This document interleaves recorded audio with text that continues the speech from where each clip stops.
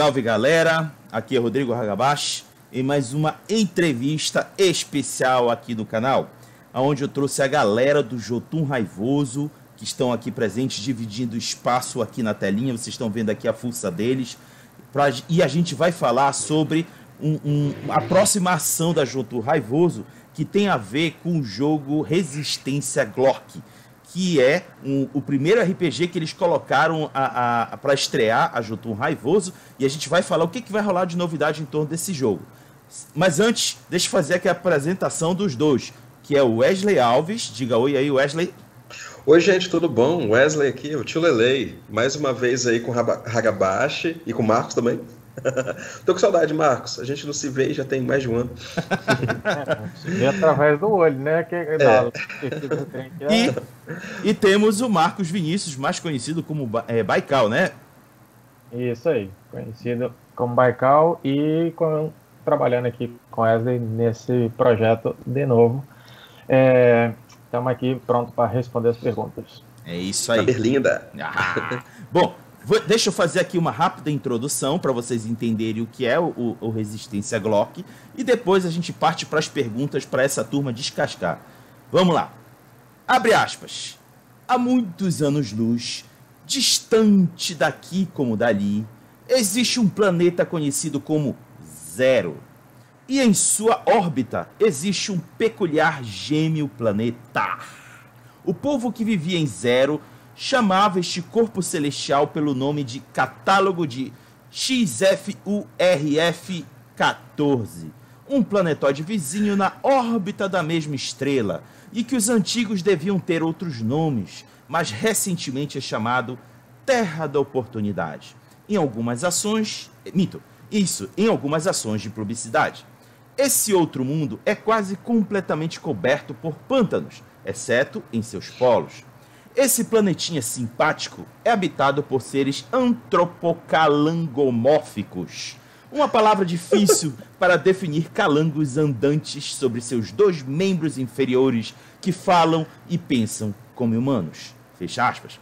Este é o ambiente de Resistência Glork, que é um RPG simples, lúdico e divertido, pensado para ser jogado por toda a família, onde você assume o papel de lagartos humanos que lutam contra o Império Invasor para defenderem suas terras. Os Glorks, como são chamados os calangos erectus, são próximos geneticamente dos calangos terrestres. Numa pobre analogia, eles estão para esses répteis assim como os humanos estão para os outros primatas. Desse jeito, eles possuem escamas por todo o corpo, cauda, dedinhos ligeiros e balançam a cabeça sem parar e caminham sobre suas patas traseiras apenas. O jogo, gente, teve uma campanha bem sucedida pela Jotun Raivoso em outubro de 2020, arrecadando um montante de R$ 1.975, o que representou 197% de sua meta inicial, que foi de R$ 1.000. E agora, o grupo irá começar o Late Pledge do jogo, para aquela galera que perdeu o prazo da campanha ano passado, mas quer garantir a sua cópia no seu armário, ou então para rolar os dados nas mesas do Brasil afora. E antes de eu começar a fazer as perguntas para esses dois que estão aqui dividindo a tela comigo, vocês estão acompanhando aqui pelo chat, podem comentar, fazer perguntas, porque tanto o Wesley quanto o Marcos estão acompanhando o vídeo, isso aqui tudo é gravado, mas estão acompanhando o vídeo pelo chat. Então, tudo que vocês quiserem perguntar, perguntem, que eles vão responder aí junto com vocês, beleza? Fiquem à vontade, o espaço é de vocês. Então, meninos, estão prontos? Sim, sim. Então, partiu para a pergunta. A pergunta inicial é: qual foi a motivação para criar esse cenário específico do Resistência Glork, onde os personagens são lagartos humanos lutando contra a invasão colonizadora dos malditos humanos? E, para começar a responder, convido o Wesley. Sim, obrigado pela pergunta, uma ótima pergunta, na verdade, que acaba que traça quase que todo o arcabouço do Resistência Glork, principalmente a lore do jogo, né? Até que você disse que é um jogo que é para a família inteira, né? Para a família inteira jogar, desde a criancinha de 8 a criancinha de 80 anos. Né? E assim, Depois a gente vai falar sobre isso, né, sobre as camadas do Resistência Glork, mas como a pergunta é destinada à motivação da escrita, desculpa, perdão, ela partiu de mim, na verdade, o start foi meu, porque eu sou psicopedagogo, então eu trabalho com crianças com certas dificuldades de aprendizagem. Dificuldade de aprendizagem como dislexia, ou então TDAH, não é, que é gerada por causa desses transtornos, digamos assim, né? E daí, uma das ferramentas que eu sempre usei para trabalhar a aprendizagem com essas crianças, adivinha? RPG. que grande novidade. E daí, assim, eu trabalhava RPG simples, né? Eu sempre trabalhei com RPG simples e também RPG que fosse acessível, a exemplo do Coisinha Verde, do Thiago Jung, do Domênico e do Luciano, né? Os vários RPG da Coisinha Verde, não somente o Might Blade. E também eu trabalhava muito o Terra Devastada, do John Boguer, que é para mim, é um outro mestre. É o cara que eu me espelho, assim, o John Boguer. Então, o John Boguer, se você estiver ouvindo, um beijo. eu sou seu fã. E assim, o Terra Devastada por quê? Terra Devastada não é tão acessível quanto os do Coisinha Verde, porém ele é um RPG muito minimalista e simples.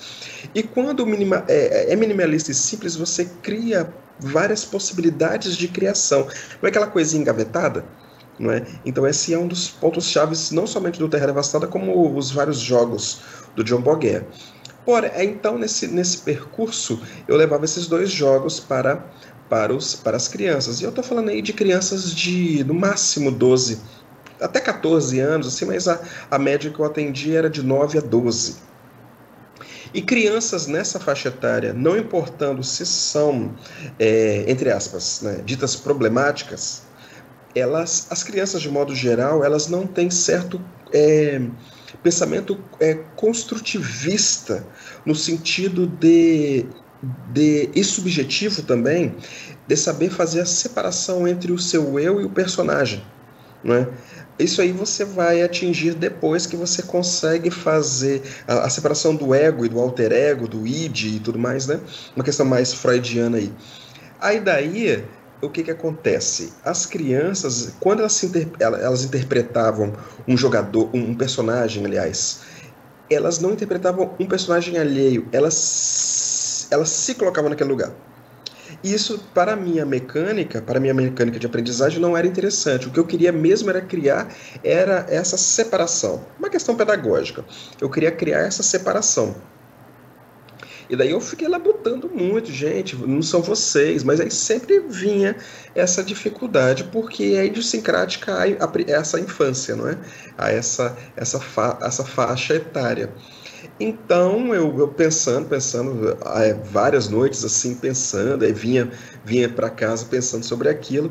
Aí eu pensei, poxa, eu acredito que eu vou ter que fazer algo muito diferenciado. Porque quando a gente fala de Terra Devastada, ou até mesmo Might Blade, Terra Devastada é zumbi, enquanto Might Blade é medieval. Mas mesmo assim você trabalha com humanoides. Você tem elfo, você tem anão, você tem a Aesiris, a exemplo. Você tem zumbi, mas ainda são humanoides, não é? E daí eu fui pensando, fazendo testes. Eu queria fazer, então, totalmente desprendido da nossa realidade. Foi quando eu pensei em fazer calango. Vou fazer com calango, porque particularmente eu adoro os gecko, né? Eu adoro o calanguinhas, as taruíra, tudo mais. E daí eu apresentei para os meninos gostaram demais. Então a primazia era fazer com calango e fazer com calango de outro planeta. Né? Então, assim, para tentar fazer. Aí eles acabavam assim: esse aqui é o meu bichinho. Então, essa separação entre o meu personagem e o meu pet já estava me atendendo. Então, eu comecei a trabalhar nisso daí. Daí, os meninos começaram a falar assim: tio, eu quero que o meu calango tenha asa. O meu criança junto, vocês sabem, né? Eu quero que o meu tenha asa. Eu quero que o meu tenha isso. Eu quero que o meu cuspa fogo, que não sei o quê. Aí eu falei assim, gente, tá aí, que massa. Tanto que o nome Glork, Churuba e alguns outros do próprio livro foram as crianças que me deram. E eu só fui o canalizador daquilo. Então a gente... Ô Marcos, prepare o documento, viu? A gente deve um monte de royalty para as crianças aí. Porque assim, a gente enquanto professor, a gente tem que deixar as crianças livres, né? Já dizia o Roger Waters lá do Pink Floyd lá, né? Deixa as crianças livres. E assim, as crianças elas são muito criativas. Toda criança é muito criativa, ela inventa história. O que o adulto faz é o quê? Castra. O adulto castra e tolhe as crianças, né? Então eu não queria fazer isso. Eu deixei criando. Escrevi. Então a motivação principal foi atender aquela minha demanda pedagógica, não é? De fazer algo que fosse díspare à realidade delas, porém com um pezinho, né? Porque se você fizer algo muito díspare, elas acabam que não entendem nada. Tem que ter um porto seguro, de qualquer forma. Aí daí eu passei pro Marcos, eu acho que eram umas 10 páginas, porque eu conheço o Marcos tem mais de 20 anos, né? Já tem uns 20 anos, mais ou menos isso aí. E o Marcos sempre foi um cara crítico, sincero, não é?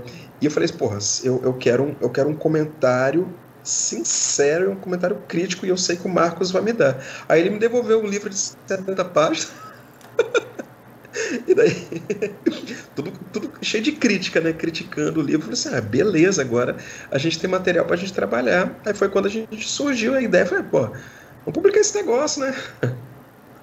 Poxa, por aí. Agora, me diz o seguinte, eu fiquei curioso.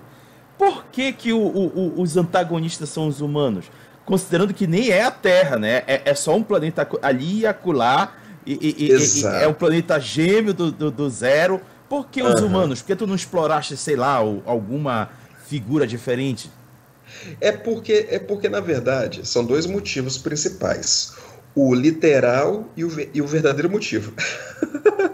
Eu vou falar do literal primeiro.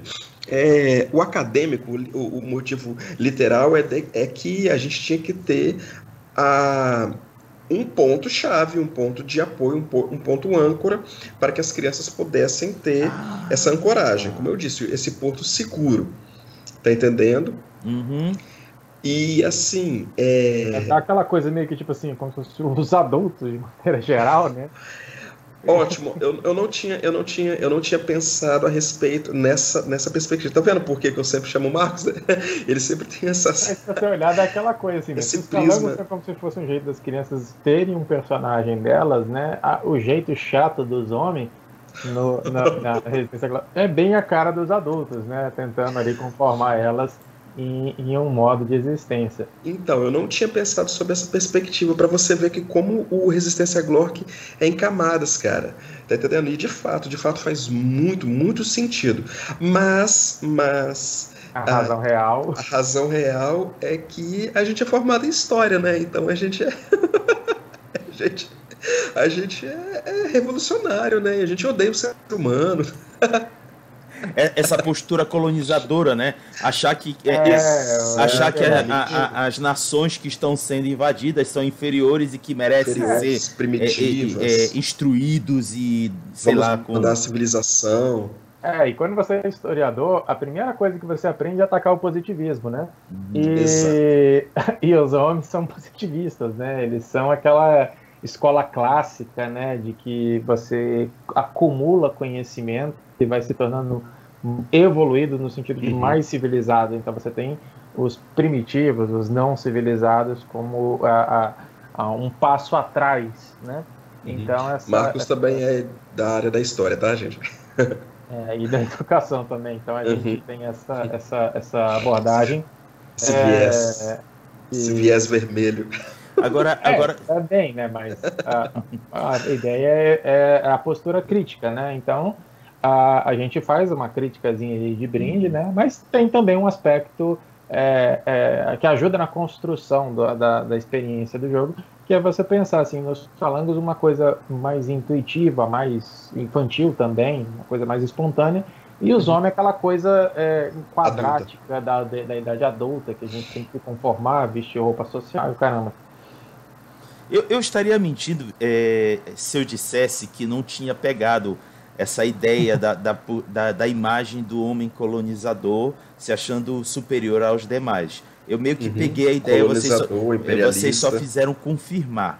Mas o que eu ainda não tinha pego, e agora fez todo sentido, ao olhar a capa agora, são crianças, cara. São crianças que estão transformadas em homens lagartos. Cara, ficou muito legal, porque, como tu mesmo falaste, vocês dois falaram, eles estão enfrentando adultos normativos, que estão tentando enquadrar eles dentro do universo que é próprio deles, da natureza deles. Cara, que sacada, muito legal. Isso, até tem aquela coisa, né, criança sempre se sujando, etc e tal, os calangos ficam lá rodando na lama, e os homens chegam. Além disso, tem todo o processo lexical dos calangos, né? Por exemplo, o antropocalangomórfico. Aí até mesmo assim, as palavras dos calangos, como fuça, venta, pitaco, leseira, né? Lesado. É um vocábulo, digamos, numa perspectiva positivista / humana, é primitiva, é infantil, é ingênua. Show. Isso aí. É isso aí. Então, vamos agora à segunda pergunta, que é qual é especificamente o tema e o tom do Resistência Glork? A gente meio que já ventilou aqui, mas agora vocês vão entrar nos detalhes. E eu peço para o Marcos fazer isso.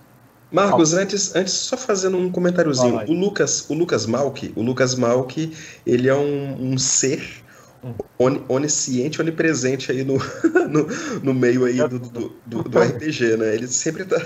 Se você falar Lucas Malk 3 vezes, aí ele vai aparecer aí. Vamos só deixar falar 2 aqui, senão a gente tá preparado para ter dele. Vai lá. O Lucas, então, ele mais uma vez apareceu aqui no Hagabash, né? Aqui de tabela com Resistência Glork, e ele até me mandou uma pergunta hoje, que ele estava lendo o PDF, e ele mandou uma pergunta hoje, que eu falei assim, olha, a gente vai gravar com o Hagabash, eu vou colocar essa pergunta lá, e cabe muito nessa pergunta. Ele pergunta o seguinte, qual que é, na verdade, a nossa visão, a nossa mensagem principal aqui do Resistência Glork? Acho que cabe também nessa sua pergunta. O tema e o tom é basicamente isso. Exatamente, qual que é a nossa mensagem? Então vamos lá. Isso lembra, como esses dias aqui agora há pouco, né, revivendo os desenhos dos anos 80, esse povo aí tá fazendo, toda a historinha tem como você colocar a mensagem no final. Então, assim, o tema, se você for parar assim, para pensar, parte de aventura, ou seja, os Glorks, eles têm habilidades especiais, eles têm capacidades não só meramente de serem um homem-fera, né, um homem-lagarto. Eles podem cuspir fogo, alguns, outros voam, outros têm cuspida de veneno, as garras extremamente afiadas e tal. Então todos os Glorks são especialmente meio que supers, né, em uma certa medida, e existe então a primeira tocada de aventura. Mas um outro tema que, como o Wesley falou, eles são em camadas, né? Então, tipo assim, se você for jogar com crianças pela diversão, ou mesmo adultos, né? Pela puramente diversão de debulhar coisas, você pode fazer os Glorks meio que supers, assim, no sentido de usar essas habilidades deles para fazer feitos épicos, assim, heróicos. Mas você pode também fazer um tema mais para a ideia da revolução constante, né? Que os Glorks têm que tocar para se virar contra os homens, então aí ele passa a ser um tema que eu chamo de temática de golpe, né? Tem alguns RPGs que tem disso, né? Mas basicamente passa a ser um jogo de planejamento e execução, que é como eu proponho até nas aventuras prontas que a gente tem. Então, assim, eu penso que ele pode funcionar de várias formas. 2 das formas que eu vejo ele mais apto são essas. Você fazer um jogo bem pro lado da aventura, o pessoal cai de porrada com quem eles querem cair de porrada, e fazem no meio disso aquela conversação Glork, aquelas interações que são sempre cômicas dele, né? Então, de um jeito ou de outro, ele é a aventura cômica porque ele acaba pegando uma característica dessa sempre que você interpreta o calango, né? Você internaliza o calango e aí você já começa a rir quando você está falando. E a segunda coisa é que é isso que eu falei, que é tipo uma espécie de subversão, né? Essa história de você fazer um plano e fazer uma missão, né? Então ele tem aquela coisa meio que, não um tático de D&D que você vai movendo pelo quadradinho, né? Pelo plano, e sim que nem o The Loyal faz um pouco na proposta dele, né? Você tem que planejar a sua operação para correr menos risco para os Glocks, para ter menos risco de você ser capturado, para que a missão seja bem sucedida, porque você tem que levar em consideração que apesar dos Glocks terem todas essas habilidades naturais, eles não estão armados até os dentes igual os homens. Então, uma coisa que a gente colocou nesse RPG, e ele dá esse tom quando você começa a olhar as regras com um olho crítico, né? É que os homens estão muito mais na vantagem quando começa a atirar com arma de fogo nos Glocks. E cada unidade de zombie tem um monte de homens armados com um monte de máquinas de guerra, e a maioria dos Glocks não sabe nem utilizar as armas de fogo. Então, isso dá uma diferença significativa. Não é igual, por exemplo, às vezes você pega uma adaptação de um D&D e você vai utilizar arma de fogo, é pouca coisa diferente de uma besta, né? Agora, aqui não, a arma de fogo faz um estrago danado num Glock e qualquer outra coisa que ele for enfrentar, e acaba sendo então um elemento interessante essa outra forma de jogar. Então você tem pelo menos duas temáticas, né? Uma temática mais aventureira, enfrentar monstros, enfrentar heroicamente seus oponentes, e uma temática mais, vamos dizer assim, com planejando a revolução, né? Então nessa aí você tem umas outras camadas. E aí no tom você pode fazer o tom que começa do cômico, que é meio que natural, até um tom mais sério, até meio que aproveitando para fazer algumas inflexões de tipo histórico e geográfico através das analogias que você pode fazer no cenário, né? Você tem ali a referência ao imperialismo, a referência ao colonialismo e às grandes navegações.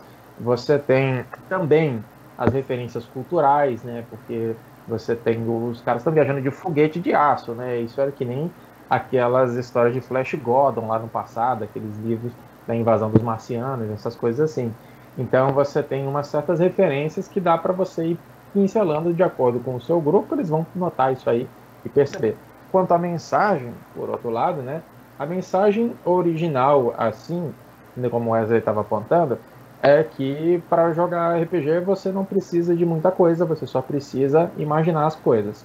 Então, a partir de Calangos, você pode criar um universo inteiro de RPG misturando uma série de informações e brincando.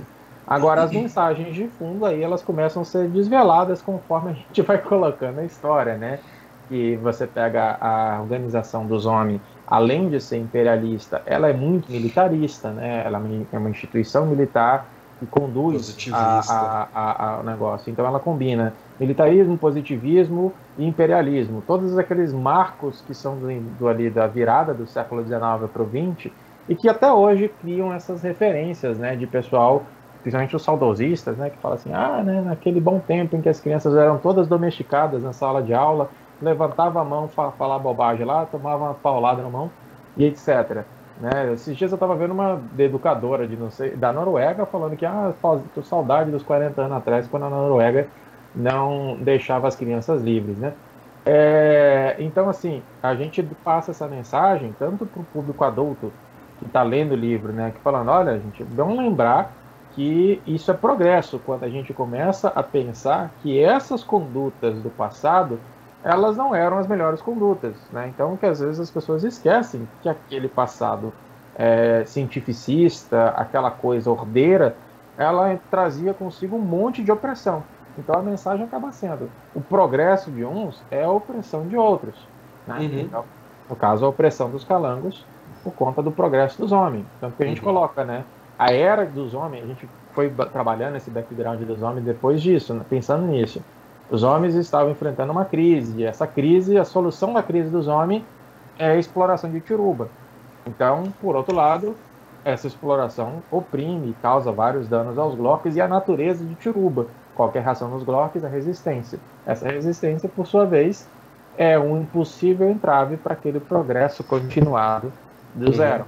Então, a gente colocou essa mensagem sobre o progresso da civilização, em conjunto com essa mensagem libertadora, por assim dizer, né, de bora jogar de calango. Deixa eu aproveitar que tu, durante toda a tua fala, tu fizeste várias referências, inclusive tu citaste o filme do Flash Gordon. Aí eu vou te pedir agora para avançar um pouco mais nesse ponto, porque é sempre bom a gente citar referências cinematográficas, televisivas ou de livro, que ajudam a galera a entender a pegada tanto do tema quanto do tom. Tu pode citar esses exemplos de cinematográficos, televisivos ou literatura? Eu vou citar um exemplo aqui primeiro, que se você olhar na capa de arte do último capítulo, né, que é essa ilustração que faz uma... mais. Agora, show. Aqui. Essa ilustração, ela mostra a capital dos homens em Tiruba, né, que é só chamada de a capital. E aqui você tem várias referências históricas mesmo, né? A gente reproduziu alguns aspectos das cidades naquele período de tecnológico que a gente está retratando, né? Você tem até ali no mencionei Flash Gordon, se alguém conseguir pegar uma lupa, vai ver que o cinema está passando uma coisa citando isso ali. Mas a gente pegou essas várias referências históricas aqui. Mas em específico dessas mídias, a gente pensou para tentar manter meio que coerente esse aspecto tecnológico deles, né? Então a gente também pegou meio que a vibe um pouco daqueles caras, né? Então os uniformes dos homens são aqueles uniformes khaki daquele período e tal, e vamos dizer assim, a gente tentou manter um pouco dentro daquela linha, mas não tem certas coisas que eram ideia de ficção científica, falar de armas de raios e etc e tal, porque a gente como falei, tentou fazer ali aquele recorte cronológico. Mas você vai ter aqui, por exemplo, nesse próprio episódio, algumas referências históricas mais crônicas, mas você tem aqui o Orson Welles nessa primeira menção.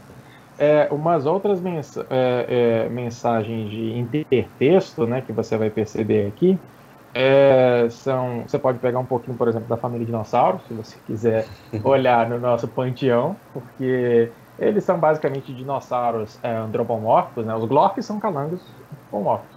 Os deuses deles são dinossauros antropomórficos, e a forma deles lembra muito isso. Você tem, entre outras referências, né? Algumas que o Wesley até fez questão de colocar uma lista no início do livro, né? E, assim, uma coisa que a gente quis colocar um pouco, que a gente estava falando, esses são os deuses de Tiruba, né? Você tem o Queen, literalmente faz uma como é que chama? Uma cameo aqui em uma das artes, né? E o Wesley fez... O Queen e a banda Queen. A banda Queen. Fez literalmente uma paródia para fazer um hino dos Glorks, né? Então a gente teve, principalmente com o apoio do Wesley, Will Smash é o nome do hino. Will Smash? Agora que eu entendi. Boa. E a gente também tem algumas referências mais clássicas, né? Como o Glork vitruviano aqui, entendeu? Direto do Leonardo da Vinci. Então a gente faz um monte de referência. Mas, Wesley, toca algumas outras referências mais cultura pop aí para eles. Isso, exatamente. Agora eu vou falar um pouco mais na própria construção do livro, né? Quando a gente foi escrevendo, principalmente as minhas referências, eu me baseei muito em Dark Crystal, né, da série da Dark Crystal, principalmente na Resistência Gelfling, né, que eles têm. V de Vingança também, Tropas Estelares, aquele filmaço da década de 90. Olha só que inversão, cara. Tropas Estelares. Porque Tropas Estelares, quem está se defendendo são os humanos. São os humanos, mas tanto que assim, aqui na descrição, eu tava com ela aberta aqui, só um instantinho. E a gente cita essas várias referências e cita o porquê. Aqui a partir da página 19, são várias referências, né? Digamos assim, né? Não dá pra ver direitinho não, mas tem as referências e tem o porquê de ter aquela referência, né? Tropas Estelares mesmo, olha só. O filme Tropas Estelares, dirigido por Paul Verhoeven, possui uma trama política sutil. Preste atenção na estrutura militar e nas baratas. As baratas são sensacionais. Porque, veja bem, tem uma... no Tropas Estelares ali, como é um filme antigo e muita gente talvez não tenha assistido, tem uma trama sutil política, que os homens eles vão invadir o planeta das baratas dizendo que foram elas que atacaram primeiro, mas será que foram? A questão do meteoro que cai na Argentina e tudo mais. Tem um lance ali que vocês percebem que quando passa a chamada do jornal, aí depois lá na frente há uma discrepância de informações. E foi proposital, para que, assim, foi um fake news, né? Né? Então, assim, essa sutileza eu achei super interessante. Aí tem V de Vingança, tem várias. Tem o Avatar mencionado.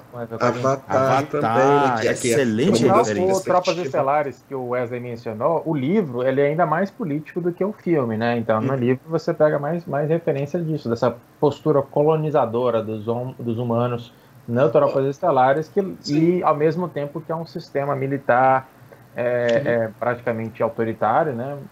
Eles esbarram nos insetos. Essa que é a história no livro, né? E quando eles esbarram nos insetos, eles começam a ter problemas, mas a maior parte do problema é interno, no final das contas, para aqueles humanos. Aí tem 2001, do Stanley Kubrick, não é? Tem um monte. Um monte de vocês vão perceber. E principalmente eu acredito que a coluna vertebral mesmo de referências, tanto no tom, na escrita, assim, principalmente naquela questão Ridendo Castigate Morris, né? Eu acho que é um pouco mais do Douglas Adams. Saca? Não tô querendo nos comparar ao incomparável Douglas Adams, não, mas a gente bebeu muito na fonte, assim, de escrever sarcasmo.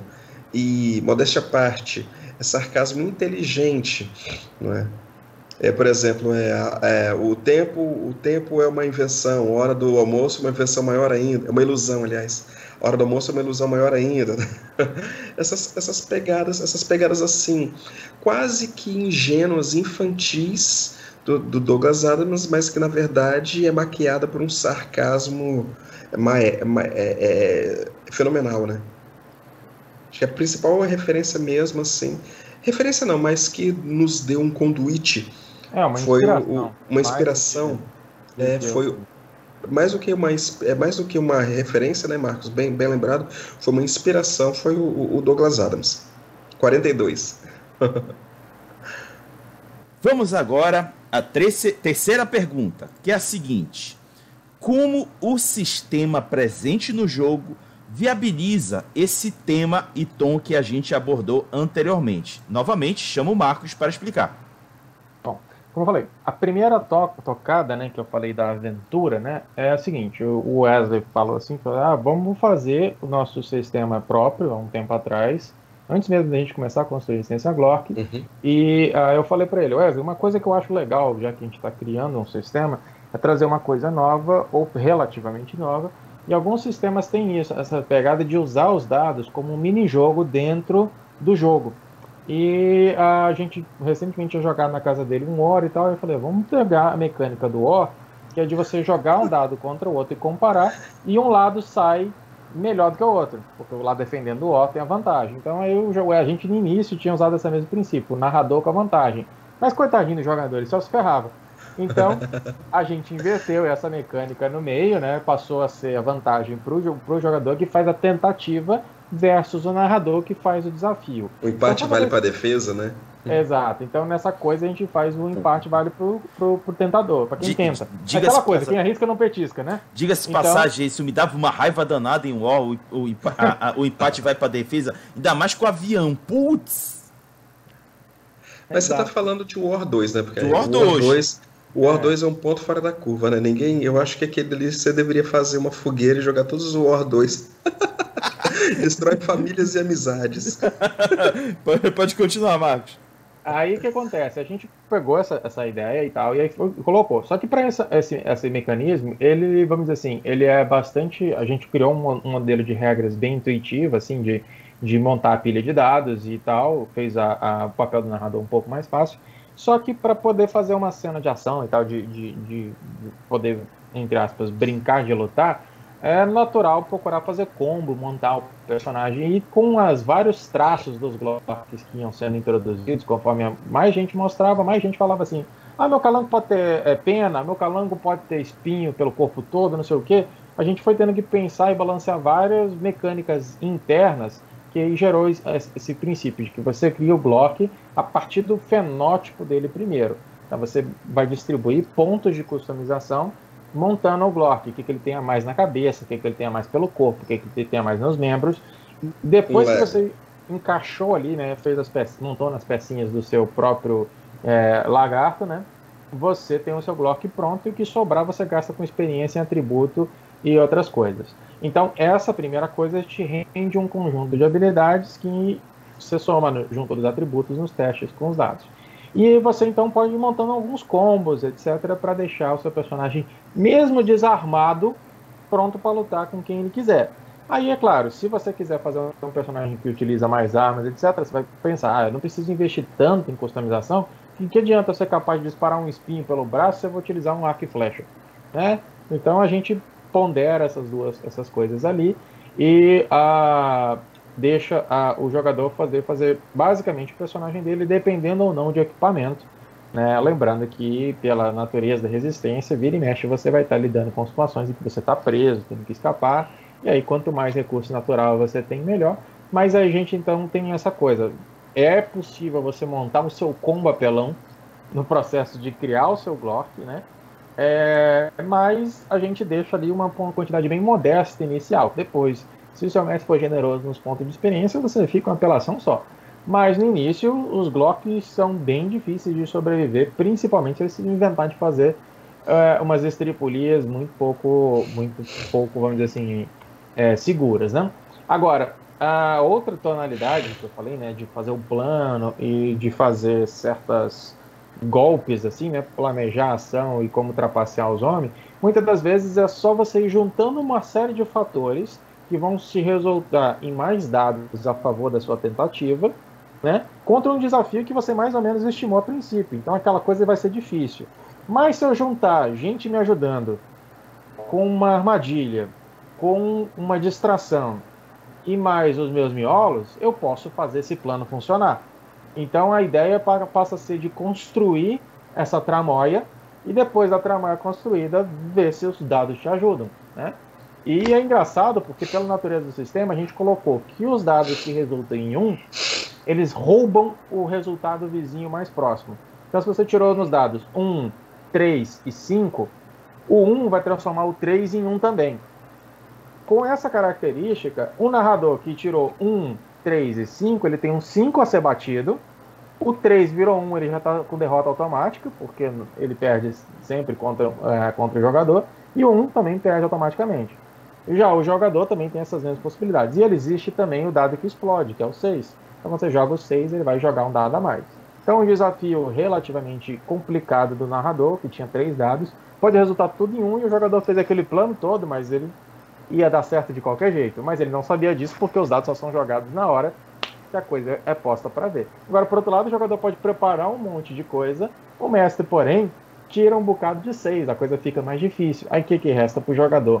Tomar aquele prejuízo, que pode ser grave, né? Pode ser presos ou coisa do gênero, ou ele pode pegar e gastar um pitaco, que é a habilidade que vem dos miolos, ou seja, quanto mais bom ele é de miolo, mais ele é em planejar as coisas e dar certo. Então, mesmo que dê errado nos dados, com um pitaco, aquela coisa pode dar certo. Ou ele ainda pode ser um sujeito muito determinado, aí ele vai gastar a venta dele para mexer cada um dos dadinhos e dar aquela roubadinha no dado. Aí ele gasta, por exemplo, para transformar um dado que deu 2 em 5 pontos de venta, aí o dado vira 5. Aí ele vai literalmente vira o dado da mão. Tá aqui, ó, gastei tanto de venta.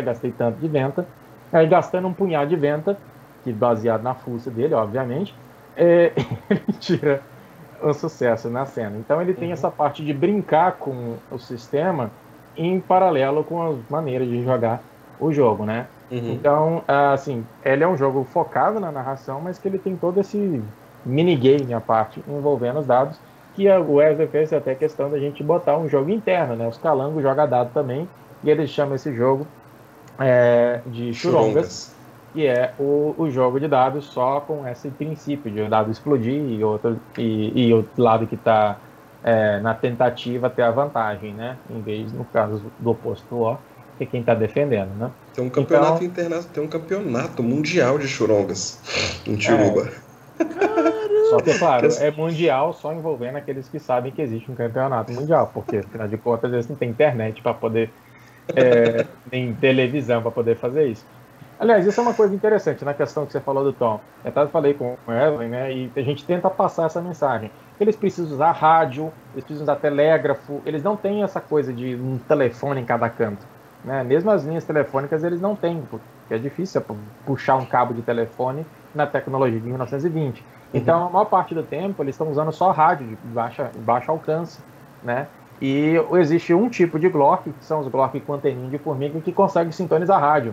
Então, eles podem interferir e captar o que os homens estão conversando um com o outro e, principalmente, escutar na radionovela, que os Glock acabaram pegando também costume. Olha que interessante. Por um momento, eu achei que o jogo tivesse, assim, uma pegada um pouco mais gameista.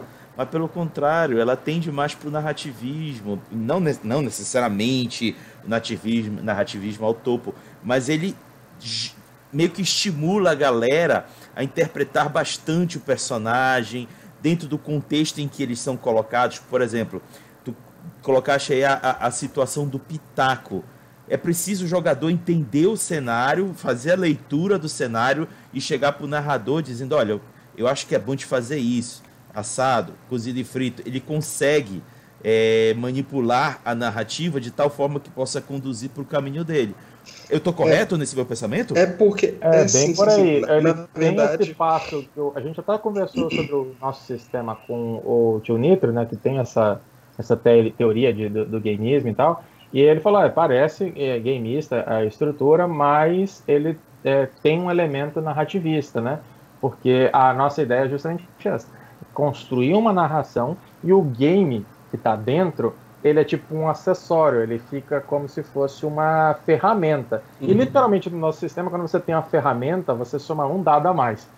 Então a narrativa segue, então o narrador e os jogadores vão construindo essa história baseada na interpretação dos seus calangos e naquela coisa, né, de como é que é a aparência dele, o que ele tem de formação, qual que é o trampo dele e tal. E, por outro lado, vem o sistema aqui como um anexo para a hora que você quer tentar uma coisa e ver se vai dar certo ou não. Aí você joga um minigame à parte, praticamente, baseado no personagem e naquilo que você conseguiu juntar. É porque a mecânica funciona da seguinte forma. A gente nunca quis deixar algo solto ali sem uma certa explicação. Tudo deveria ter um contexto no Resistência Glock. Então, o lance gameístico e o lance narrativista, um serve ao outro. Digamos assim, deixa eu pegar, boca de lampreia. Boca de lampreia é o que a gente chama de traço. Traço, na verdade, são as características físicas do Glock, né? Tem Glock que tem asa, tem Glock que tem um sangue mais poderoso, então ele tem mais substância, que é os PVs dele, e tem um Glock que, e além disso tudo, tem vários, tem mais de 40 customizações que você faz, dentre elas a boca de lampreia. Como é que é a boca de lampreia? Na verdade é uma boca mesmo, de lampreia, né? Cheio daqueles dentinhos de lampreia, que servem para que o Glock sugue sangue de animais, inclusive de outros Glocks, para que ele possa recuperar sua substância. Isso é mecânica, né? É a mecânica do jogo, né? É a parte gameística do jogo. A sua boca de lampreia serve para tal. Porém, a gente coloca um adendo. Porém, Glocks com essa característica são mal vistos pelos outros Glocks. Ninguém quer perder seu sangue. Então você tem dificuldade em testes de fuça, que é o teste de sabedoria ou carisma. Então a gente mistura. Então assim, você coloca uma boca de lampreia lá, o cara é o bambambam. Só que o grupo fica meio acatado com ele, né? Fica, sai pra lá, você não vai me sugar não, menino. Então assim, o lance do combo, ele é interessante que, como o Marcos disse, né? Você vai montando o seu Glock, semelhante a você fazer um Megazord, né? Você vai montando ali o seu Lego. E daí, tudo isso serve para uma finalidade. Por exemplo, o bafo explosivo, que literalmente é um bafo explosivo, ele solta uma baforada de fogo. Só que aí, se você tomar um shiitake, que é a bebida que os Glorks adoram, você tem uma bonificação. Só que aí, se você tomar muito shiitake, você fica bêbado. E assim, como eu disse no começo da fala aqui agora, a mecânica serve para a narração, assim como a narração serve para a mecânica.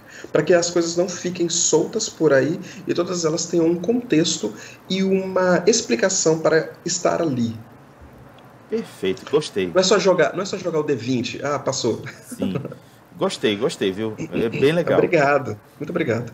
Vamos agora à última pergunta. O que a Jotun Raivoso pretende ofertar nessa campanha Late Pledge do Resistência Glork? E eu jogo no peito do Wesley para responder. Isso. De antemão, o que a gente vai oferecer, né?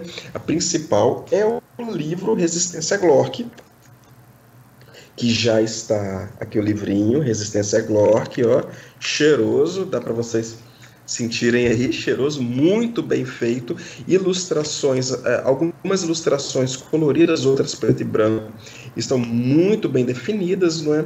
O papel, ele é muito de primeira qualidade e tudo mais, e a gente está oferecendo basicamente todas as recompensas físicas que nós oferecemos no primeiro, que é o livro, cartinha, pôster, não é? Do Resistência Glork, que já está impresso, já está feito, já está aqui na minha sala e a mulher fica me olhando de cara feia para eu tirar os livros daqui. Então a gente tem que vender. Ô, gente, me ajuda aí. Compre o livro. Compre o livro aí, ó. Compre o livro aí pra gente ter espaço pra minha filha poder andar aqui na sala. Então, assim, o livro já tá pronto.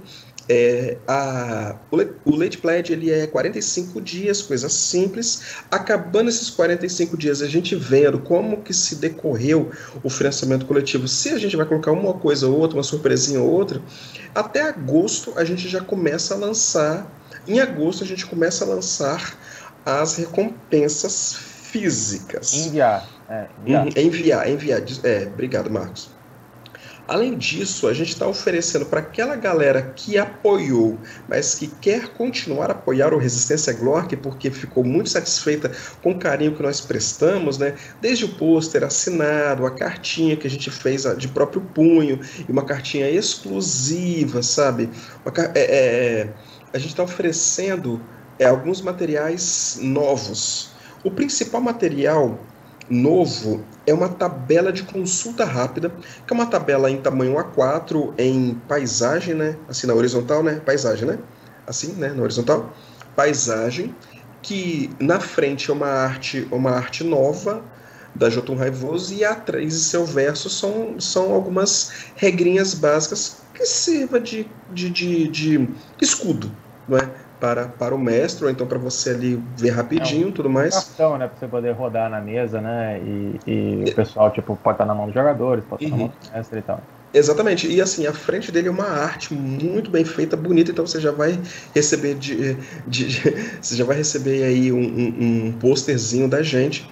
Além disso, a gente está oferecendo porque o feedback da galera foi muito bom a respeito da nossa capinha que a gente mandou. A capinha não, foi um pôster em tamanho A5, que era da capa, que nós mandamos para a pessoa colocar ali num porta-retrato, em cima do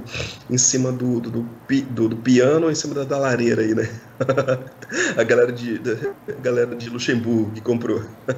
E assim, o pessoal gostou muito desse nosso brinde, esse pôsterzinho. E aí o que a gente está oferecendo também você vai escolher se você quer receber a capa ou se você quiser receber, ou se você quer receber alguma arte interna que está muito bem feita, está muito bem... Como todo mundo que apoia vai ter o PDF, é só você falar pra gente, olha, eu quero a arte da página 156, eu quero da tal. Isso. Aí você pega, escolhe, a gente manda. Porque a galera assim, que viu o Resistência Glork, que conheceu Resistência Glork por PDF ou até mesmo pelo livro físico, gostou muito da arte, que vale a pena dizer aqui, que é a arte da Chiara Guaitolini, é Chiara KY Ara KGC, vocês podem seguir ela aí no Instagram, vocês vão ver as artes dela. A galera gostou muito das artes, e sem falar que a gente vai mandar um pacotão em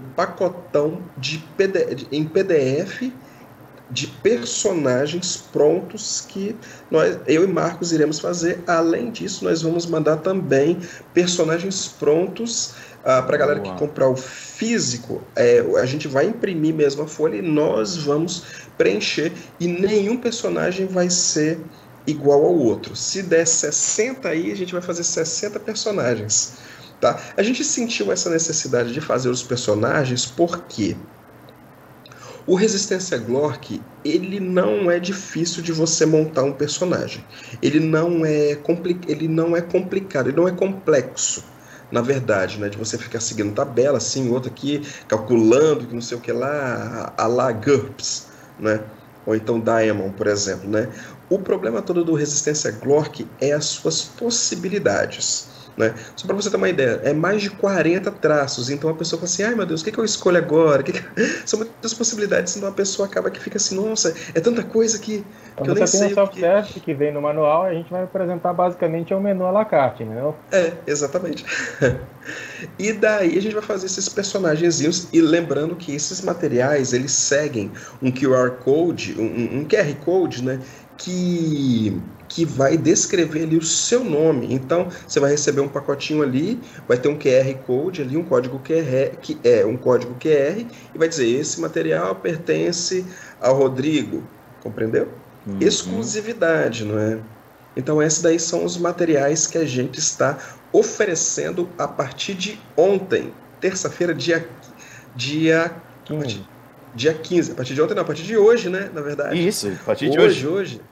Exatamente, começou agora cedo, dia 15 de junho, e detalhe, 24 horas, durante 24 horas a gente está oferecendo 2 produtos ali, um com 15% de desconto e outro com 25% de desconto, né? E um outro também bem baratinho, e também um outro que a gente fez uma brincadeira ali. Se você não gostou do Resistência Glork, você pode apoiar a gente, que a gente vai te mandar os livros e vai te devolver o dinheiro também. Caramba! Eu não gostei do Resistência Glork, é um minigame que a gente fez. Olha, eu não gostei do Resistência Glork, eu odeio vocês, mas assim, eu vou comprar, a gente vai te mandar o livro e vai te mandar o dinheiro. É uma brincadeira que a gente está fazendo aí. Tá certo. Mas tem que cumprir certas etapas para isso. Ah, beleza. Então, vocês vão descobrir depois lá na página, da onde é a plataforma da campanha do Late Pledge? catarse.me/Resistência Glork, tudo junto. Lá no Catarse, né? No Catarse, exatamente. Perfeito. Galera, tá aqui na descrição do vídeo, dê uma conferida, tá lá o link para vocês acessarem e irem lá. Queres dizer alguma coisa? Quiser. Também vai estar. Segue ali no Linktree, né? O Linktree da gente é o /Jotun, né? Linktree /Jotun. E lembrando que na Jotun, a gente mencionou as fichas, a gente está agora com a ficha editável, que você poder baixar lá no site da Jotun. Também tem 2 aventuras prontas que você pode pegar, baixar, e tem até uma síntesezinha das regras para você entender mais ou menos como é que funciona o mecanismo de tentativa e desafio. E claro, quero conhecer o Resistência Glork, né? Dá para você ter ali uma experiência demonstrativa do jogo. Aventuras essas que o Marcos escreveu com maestria. É uma aventura que, ao saindo do buraco, é uma aventura um pouquinho mais engraçadinha e tudo mais, tem um humor um pouco mais quase que pastelão, né, para você brincar ali com seus filhos. Apesar de se tratar de uma história de um povo enfiado num buraco para trabalho forçado, né, cara? Engraçadinha até certo. Como eu disse, né, são camadas, né? Exato. Né? Se você parar pra pensar. Em contrapartida, não, eu digo assim, que é um pouco mais light essa aventura, em comparação, mais inocente, em comparação também o Troco de 64, que também o Marcos escreveu, que é uma aventura um pouquinho mais séria, é uma aventura sobre Guerrilha, preparação mas é de mais guerrilha. cômica, na verdade, né? O troco do 64 é um monte de trocadilho que a gente tocou baseado num Game Jam que o Coisinha Verde propôs, né? Que o Thiago Jungs lançou, e a gente topou e fez essa manifestação contrária a comemorar os anos 64, e é literalmente isso que é o tema da história. A gente reinventou o número 64 dentro do contexto da resistência, e uma série de figurinhas relativamente conhecidas aparecem nas suas versões humanas, com Z, não são as mesmas pessoas, são os humanos, são os homens. Né? Não dá para confundir elas. O Planeta Zero. Elas são evidentemente diferentes, mas são muito parecidas se você parar para reparar em certos detalhes. Então a gente faz essa brincadeira, é mais, vamos dizer assim, menos inocente do que meramente os Glocks tentando sair do buraco, mas ela tem um viés um pouco mais cômico, sarcástico, crítico, assim. Tem essa diferença, e as duas estão lá. Inclusive, tem uma vantagem especial. Enquanto na primeira meio que tem um lore extra Saindo do Buraco sobre as relações de trabalho, de como os homens exploram os Glocks, na segunda tem um pouco sobre como é Pinga Fogo, que é uma cidade que a gente colocou no livro, tem a cidade no livro, mas ela não está detalhada no livro, e ali a gente traz um detalhamento extra. Então é quase um suplemento. Se você parar free, né, para poder baixar lá no site. Gratuito, free, ali no jotun.com.br. No Linktree da gente, link.linktr.ee/jotun, né? Linktree todo mundo conhece, /jotun. O mais fácil também, jotunraivoso.com.br, você também chega lá. E caso vocês não conseguiram anotar, tá aqui na descrição do vídeo. Vou deixar tudinho aqui para vocês, preguiçosos, darem uma olhada. Não tô querendo dizer que vocês são preguiçosos, mas tô adiantando a vida de vocês aqui embaixo. Automáticos. Então é isso. Acho que chegamos aqui ao final da nossa entrevista sobre a resistência Glock. Nesse momento que a gente está aqui encerrando o vídeo, a campanha já está rolando. Confiram lá, vejam qual é o nível que vocês podem participar e ajudem a trazer mais jogos de RPG nacionais para as mesas pelo Brasil afora. Só um comentáriozinho. Claro. Já que você falou de nível, o menor valor é R$20 e o maior valor é R$70. Com R$70 você recebe tudo isso e com frete grátis, né? Show. E algumas surpresinhas, né? Pergunta que já que tu falaste de frete grátis, eu vou no ponto que me toca.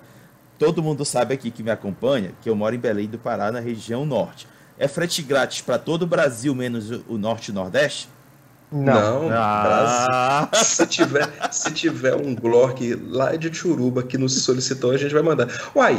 A gente ou do Acre. Nós tivemos um apoio no Piauí e a gente mandou, né, do Resistência Glock. A mesma data quase que os demais. Exatamente. Alguns dias, mas é questão de correio, né? Nós tivemos um apoio de Genebra, do Chover e Relampear. Vamos mandar também. Show. Então é isso, galera. Já sabe, frete grátis de verdade. Meus parabéns por isso, meninos, viu? Que a gente sempre se sente alijado quando rola esse negócio de frete grátis, menos pro norte e nordeste. Não. É isso não. Então é isso, galera. Todo o Brasil. Muito obrigado, Marcos e Wesley, por estarem aqui nessa entrevista especial. E obrigado a todos vocês que participaram aí no chat, fazendo comentários e perguntas. Espero que vocês tenham gostado. E agora peço para o Wesley e o Marcos, junto comigo, dizer até logo. Falou, pessoal! Até mais, pessoal! Até logo, tchau.